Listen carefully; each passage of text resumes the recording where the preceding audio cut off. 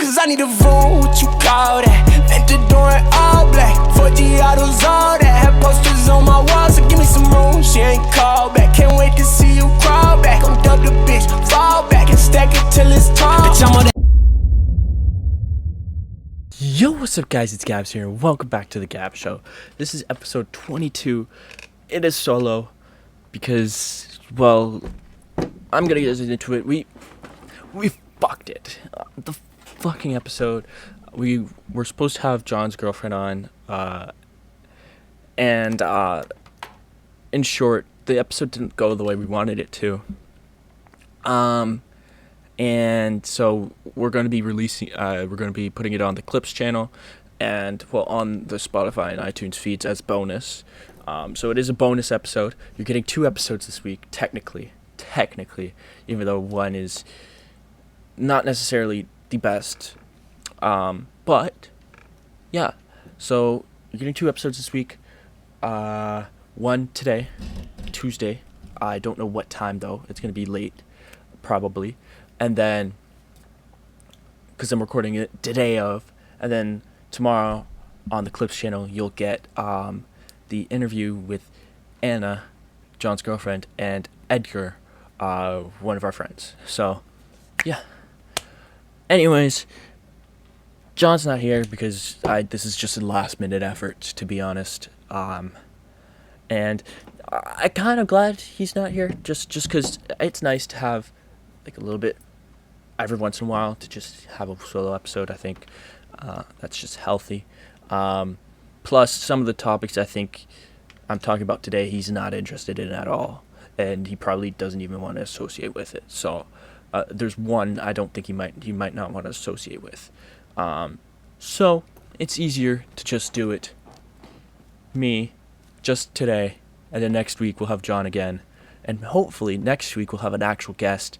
And it'll work this time. So, yeah. Where do I want to start? Let's start off with, there's going to be a lot of serious shit at the back end of the episode. There's 2 topics that are really, one's really deep, and it's not about me, and then the other one's really deep, and it's just me opening up about something, a problem that I've had. So, yeah, if you're here to hear a certain aspect of my life, me open up about a mistake that I've made, it's at the back end of the episode. There you go.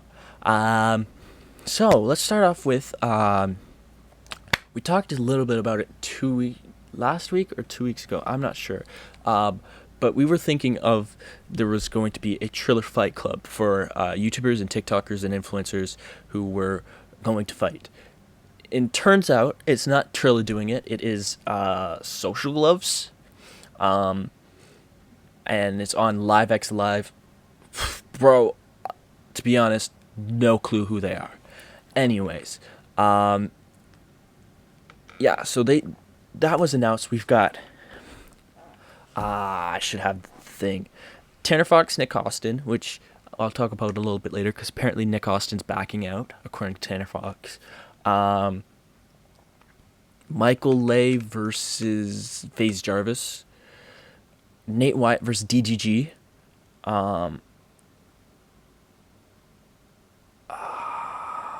Taylor Holder versus a mystery opponent. And then Danny Duncan versus a mystery opponent. Deji versus Vinny Hacker, which is probably, I think, the one I'm most interested in. And then Bryce Hall versus Austin McBroom. I think I've got all the fights there. Let me just make sure, because I don't want to miss anyone out, especially these LA influencers. If I miss someone out, then they're going to get their feelings hurt. So let's see here. Social Gloves. Boom. Let's see here. No, I got everyone. All right, perfect. So that essentially blew up everything. Everyone was like, oh, I want to fight, because there's 2 open slots. And then apparently they're actually doing like 6 undercard fights on top of this, which is insane. Yeah, so all in all, I don't give a fuck. If I'm being honest, I just could not care less. I could not care less.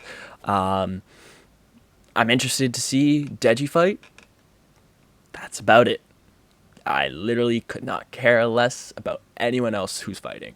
Taylor Holder, I assume, is gonna win his that fight. I actually like, if we're talking like KSI needs to fight someone before Jake Paul, I think he should fight Taylor Holder low key, but not on this card because that's main event worthy. KSI versus Taylor Holder would be insane. But anyways, sidetracked. Who cares about any of these fights? First off, Nick Austin is apparently backing out from fighting Tanner Fox, and I'm like, all right, who cares? Who cares? We're losing an inconsequential fight. Michael A, isn't he like his brother, like his little brother, like more famous than he is? Like, let's be honest here. And he's facing what's his face? FaZe Jarvis. FaZe Jarvis, I mean, he's a gamer. I don't expect much boxing wise from him. So realistically, not interested in that fight. Nate White versus DGG is. I feel like Nate White could probably punch, and so can DGG, so I guess that makes sense.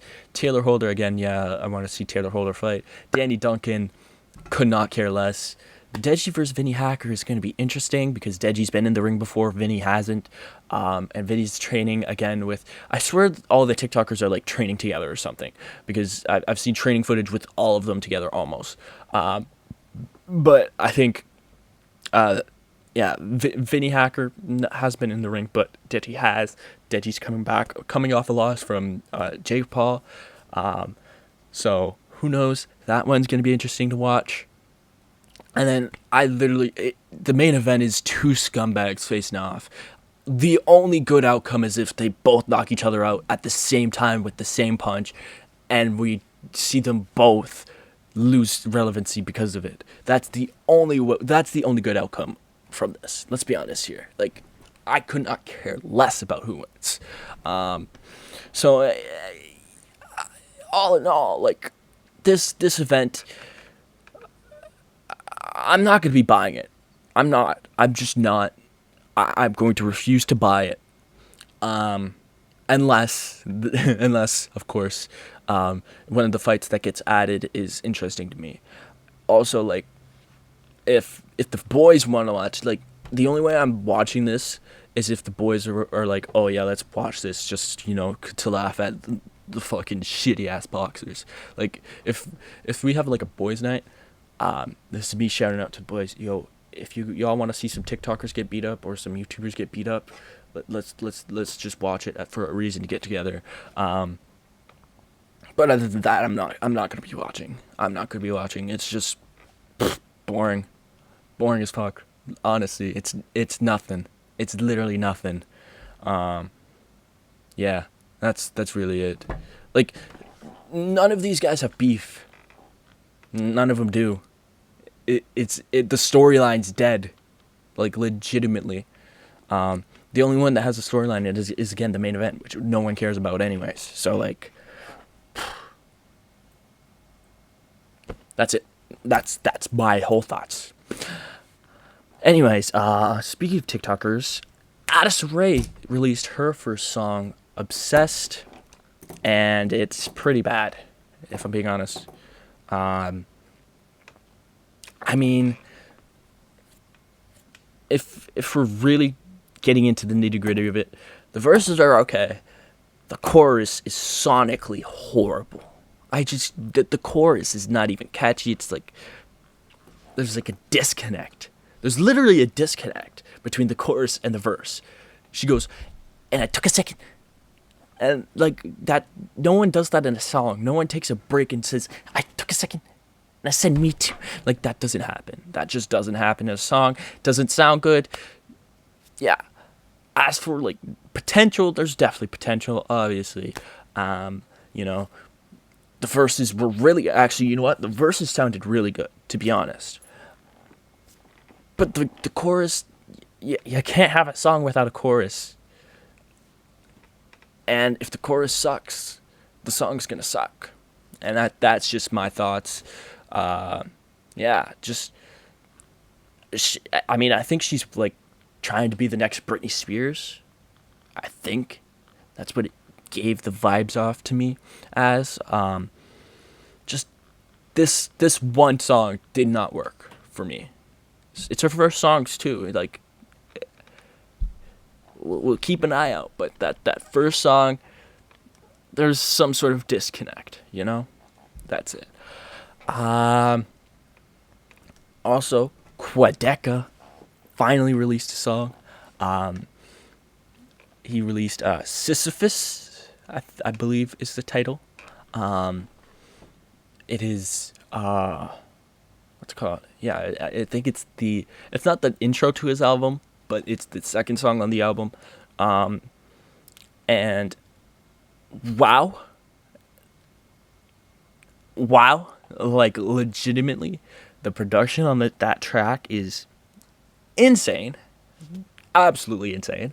I legitimately was like, whoa, he like the levels he took. It's like, for Me to You was worth the wait. It's already worth the wait just for this. What if this one song is the only good song that he releases that's new on the album? The album was worth the wait anyways. Like, legitimately, this song is mind blowing. It's just so aesthetically pleasing. It's almost, I would say, it's Igor type level. It's Tyler the Creator type level track. It's little emo trap type, but also like mixing in these deep like vocals with, and then all of a sudden the chorus you hear it's like hype as shit. It's like very hype, and then it goes back to the verses and it's like you can feel that like there was motion put into it. The production is class A, like legitimately top tier. And bro, like the lyrics too, like he talks about like hitting or getting to the top. He's afraid to get to the top of a mountain, so he just doesn't go there. Like, he doesn't drop anything. So he instead of releasing music and getting to his peak, he's scared of peaking off and then dying down, so he doesn't get to his full potential. It's just legitimately, Quadeca is the best YouTube rapper. Period. I'd almost consider him an artist more than a rapper, but you know, whatever. Like, legitimately, this dude can legitimately create some of the best music I've heard. It's criminally underrated. His music is. Voice Memos, his last album, which came out 2 years ago, like almost to the day that I'm talking about it, is insane. I still listen to it.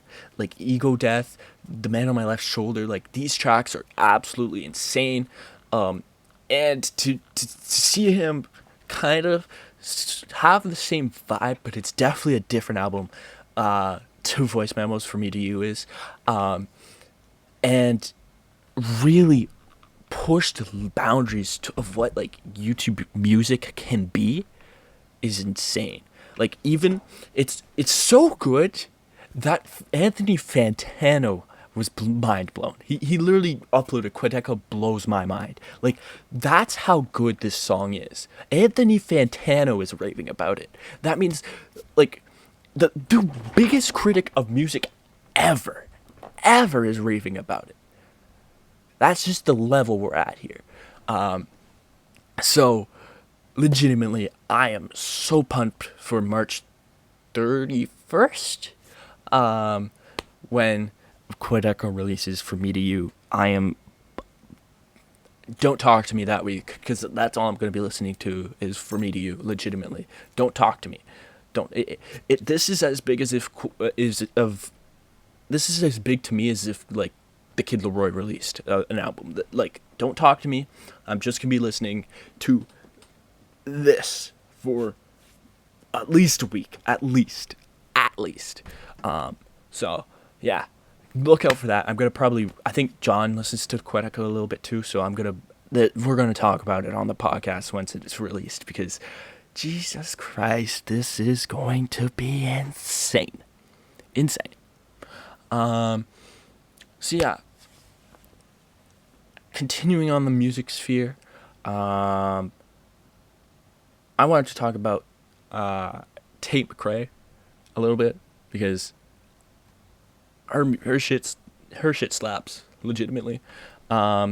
She's releasing her EP this weekend, and I didn't think I was going to be able to talk about it with John, so I wanted to talk about it now before it gets released, just because I wanted to show my appreciation for it. The EP is called, I believe it's called Too Young to Be Sad. Tate McRae is from Calgary, I believe, and she sings that "You broke me first." It's Billie Eilish vibes with a little bit of like I don't know, a little bit. It's almost like the female like James Arthur or Louis Capaldi type, a little bit, with a little bit like a tinge of alternative, like a little tinge of alternative, and I've really been enjoying her music this week, especially, and yeah, I just wanted to express that. Yo, Tate McRae, she's releasing some good shit right now, really good shit. Keep an eye out, because who knows? I don't know. I just wanted to say, yo, Tate McRae, You Broke Me First, Slower, fuck. What else do I, what's the other, why is my iTunes not working? My iTunes has been shit lately. I don't know what the fuck's going on. Anyways, but yeah, no, those songs are lit, and I can't wait for the EP. I just wish I could review it on here with John, because I definitely know he would not listen to that shit. I'm just saying. Which brings us to the song of the week. This week's song of the week I found this dude on TikTok, and I mean, the song has 1,000 views on YouTube. Like this dude is pretty underrated. It is punk rock. Like most of the song of the weeks so far. Yeah, so it's very underrated, but this song is very good. He's also got another, the song we're going to be listening to is Wake Up. He also has a good song called All Alone, which is also good. I have actually, you know what? He's independent, so I can play both songs. I'm just going to do both, because why not? Yeah, so they'll both be linked in the description. And yeah, let's just get started with Wake Up.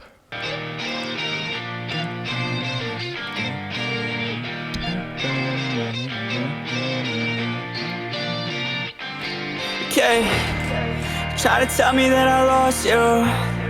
Baby, I ain't lose nothing at all. Not gonna lie, kinda want you. Pop a pill, watch my stomach dissolve. Wake up, pour another cup like I don't give a fuck tonight. Stayed up, taking all them drugs like, oh God, what a hell of a ride. I hope you're over the fact that I'm going and I ain't coming back to say sorry. But don't get over attached, I'm just a temporary love, but she act like she wants me. Wake up, pour another cup like I don't give a fuck tonight. Stayed up, taking all them drugs like, oh God, what a hell of a ride. Wait, tell me right now, when was the last time you called when you're sober? Since you came around, life has been a wild fucking ride like a coaster. We found love in your room. Fuck that, I never found love before. I'm consumed by my doom. Fuck love, think I'd rather be alone. I All right. So that is Wake Up, and then I want to play this one, All Alone. What if you could watch Hold videos up. uninterrupted? Yeah, here we go.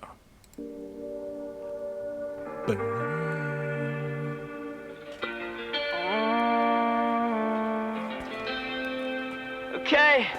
Last night, I was all alone when you called my phone. Try and tell me that I'm out here doing something wrong. Baby, I'm all alone again.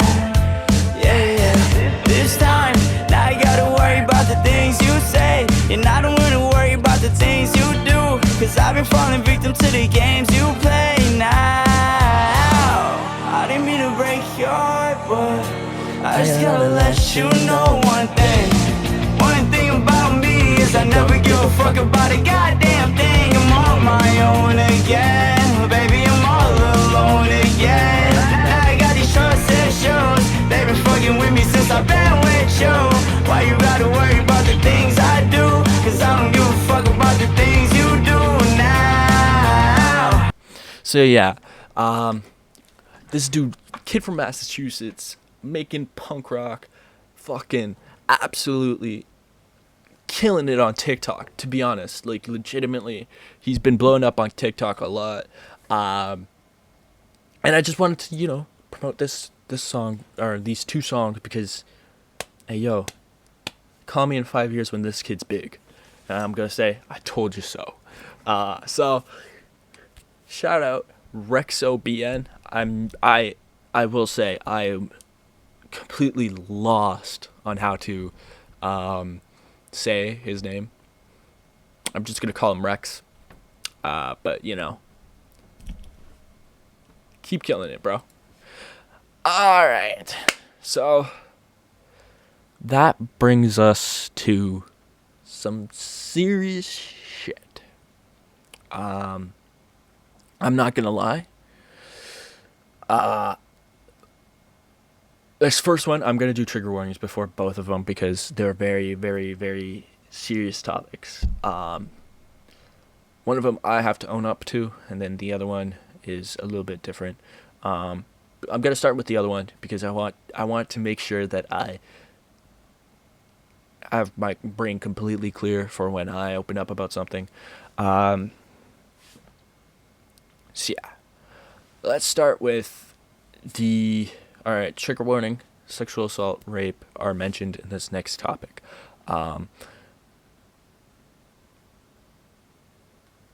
David Dobrik. I think David Dobrik is over. I mean, I don't want to say I told you so, but I told you so.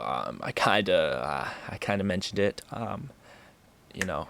I kind of said David Dobrik was falling off.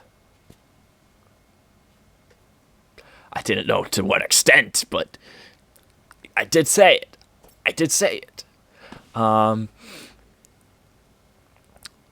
Allegations have come out against Dirty Dom, a former member of the Vlog Squad.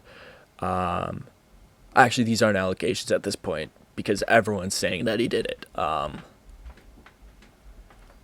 But we'll still say he allegedly sexually assaulted and raped a drunk underage girl. Now, underage meaning not legal drinking age, but she was, I think, over 18, as far as I know. And the whole story is very, very, very, very, very, very weird and creepy. And honestly, when you think about it, it's sick. Essentially, the whole thing was basically filmed, which is very fucked up. So essentially, it started off as a bit for David Dobrik's vlog that Dirty Dom wanted to have a foursome. So he invited a bunch of girls around, and they weren't having it. Realistically, they were just there for the clout. Basically, they were like, "Oh yeah, I'm in David Dobrik vlog. Like, there's a power dynamic here." But whatever. Anyways, they didn't want to have sex, so Dirty Dom solicited someone to get alcohol, and he essentially got this one girl drunk, and raped her. That's it. And yeah, that's basically it.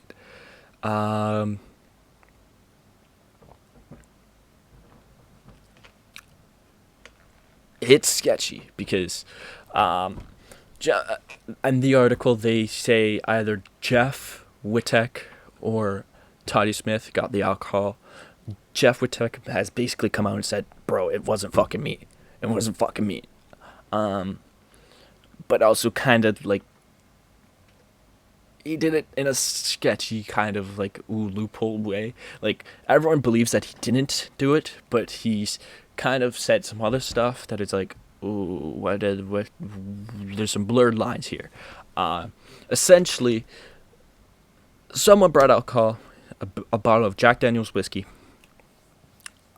It wasn't Jeff, but it could have been who Jeff was with. Essentially, is what it's boiling down to, and everyone's saying it's Tate Smith, and so yeah, they essentially brought the alcohol.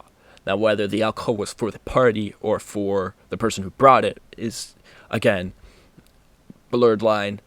No one really knows, and then obviously the alcohol was basically force fed to the girl, so that Dom could take advantage of her. And I mean, again, I hate to say it, but when you name a dude Dirty Dom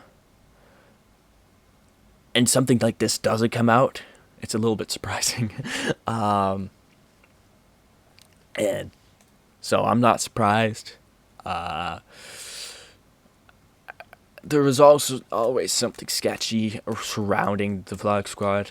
I think even I did a video on Trisha Paytas. Trisha Paytas has been like the main like front runner speaking out against the Vlog Squad for time now. And I made a video on Trisha Paytas in 2019, basically saying like, "Yo, she's a crazy bitch," but some of the things are probably true. And I still stick by that. Like, she's kind of like sort of said that like the Vlog Squad painted her as a crazy bitch. No, I knew that Trisha Paytas was a crazy bitch before the Vlog Squad, and so it's almost like ooh, right?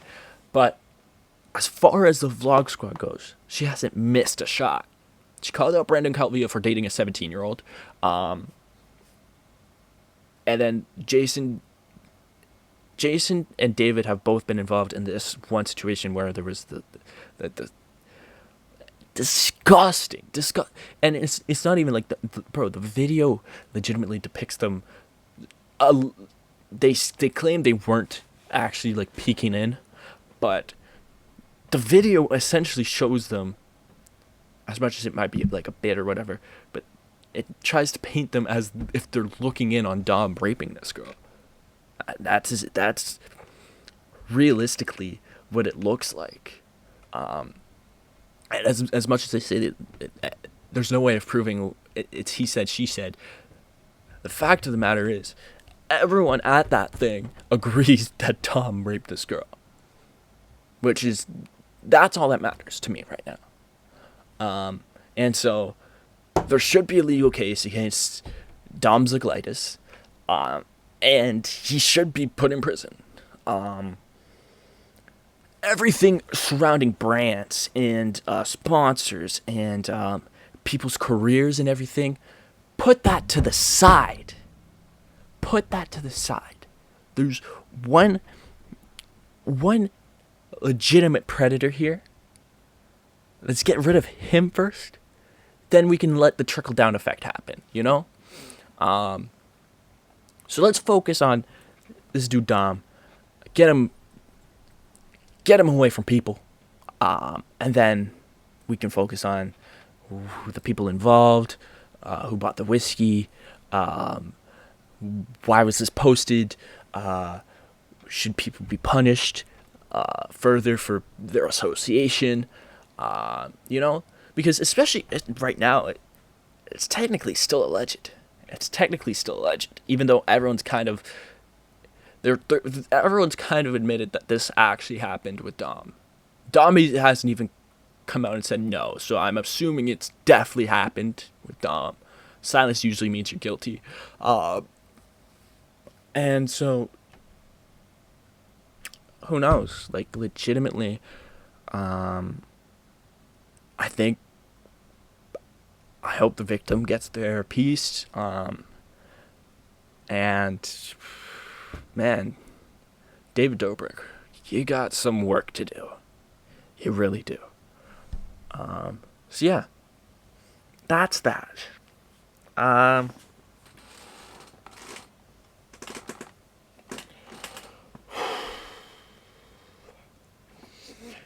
This next topic is something I need to talk about, because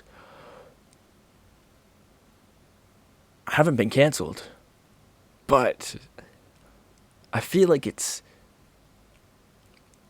would be good for me to be transparent with something I've sort of dealt with. So, trigger warning, racially abusive type thing. I don't know how to do trigger warnings. This pertains to racial type of issues, may I say. So, I'm going to give some backstory. I grew up in Brampton, Ontario, a city with almost 600,000 people now. It is predominantly, to be honest, it is very multicultural. I think growing up, my best friend was mixed, half Jamaican, half Tunisian, and everyone around me was essentially of African descent or of Middle Eastern descent or whatever, So I kind of grew up around culture. But that doesn't mean I was necessarily educated. And as I grew up, everything was fine. I knew the N word was bad. I knew it, and I still know it. But once I moved to Barrie a couple years ago, all of a sudden, it was being said around me. I'm not going to incriminate other people because, again, if they want to come forward or whatever, they have the right to do so. But I want to say my piece because I know I've repented. I'm a man of faith. I've talked to God. This is what I want to do so that it's honest, And so a couple years ago when I moved to Barrie, the word was getting said around me. And there's a quote out there that says, you are a combination of the five close people or five people you spend the most time with. And so all of a sudden, around, I don't know, I can't really give an exact date when I remember starting to say the N-word, but I did. It became a part of my vocabulary. I'm not proud of it.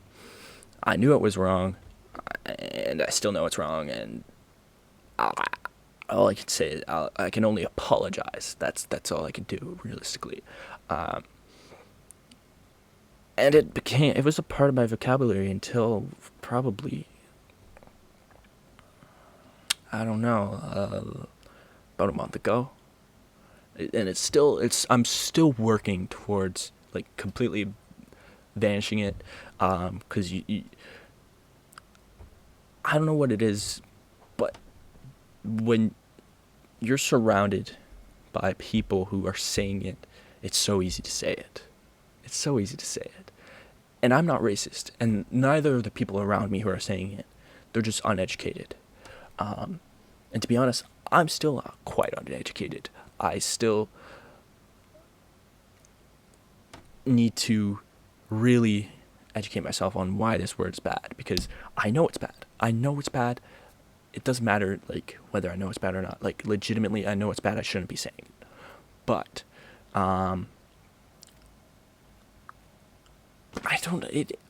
it squeaked its way into my vocabulary, and I knowingly said it.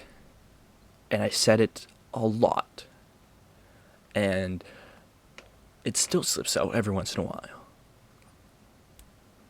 But I know that I'm not racist. And I don't need to prove that to myself. I know I'm not racist. And I know this word's bad. And I know I can stop saying it because I need to. And I just want to... Essentially, I'm just saying this because I want to make sure that I'm transparent with my audience. I don't want this coming out later like saying, oh, blah, blah, blah, blah, blah. Oh, this dude said the N-word, this dude said... if we're being quite honest here, there's a lot of white people who have said the N-word. Legitimately. They're not racist necessarily. They just were uneducated. And so I just want to open up, be honest, and say, like, yeah, this is something that I've been working with. It's a struggle I've had, a problem that I'm dealing with. And I wanted to apologize publicly, saying, I'm sorry. I knowingly said the word. I knew it was bad. As much as I'm not racist, I need to prove otherwise. And I promise to do better and continue to do better for the rest of whatever, you know? Yeah, I hope you can understand that this is me being transparent, and this is something that this wasn't brought to my attention. This is something I've done personally to show that, like, I am an honest man, and I know I can critique myself as much as I can critique others. And I wanted to come forward and just say, this is something that I've been working with. Hopefully you can forgive me. If you're watching this and you are African American, please reach out. Please. I would love to talk to you, hear your side of it, because as much as, I can research and all that, and, like, it would be an honor to hear it from another person's perspective. Because I'm a fucking privileged ass, fucking middle class white dude who just, as much as I know better, there's still that, it's almost an emotional disconnect, where I'm like, I don't understand how much this word means realistically, emotionally, and, like, traumatically. So if someone could reach out, that would be awesome. If you're fucking pissed off, if you want unsubs, go ahead. I understand. But I want to make sure that I learn from this. I don't want it to be, oh, blah, blah, blah, cancel this dude, blah, blah, blah, blah, blah, right? I don't have a career right now, so, it's kind of hard, but it's kind of hard to cancel me if I don't have a career. But I want to make sure it's out there and known, because a lot of cancel shit is something that gets, you pull over the rug and you see the real person. And it's not them doing it, it's the others. But I wanted to make sure that I get ahead of it, because I know that I've made mistakes. And being canceled, if I do what I'm trying to do in this YouTube space, being canceled is almost inevitable. I will be probably canceled multiple times, a multitude of times, because that's just how cancel culture works. But I wanted to make sure that I have a track record of being honest when I have something that I realize is wrong that I've done. And so, yeah. That's going to be for today's episode. I hope you enjoyed. It was a little bit last minute. Again, another short episode like last week's, but I feel it was very important. Yeah. Be sure to like, subscribe, share with your friends, please. I will see you guys in the next episode. Peace.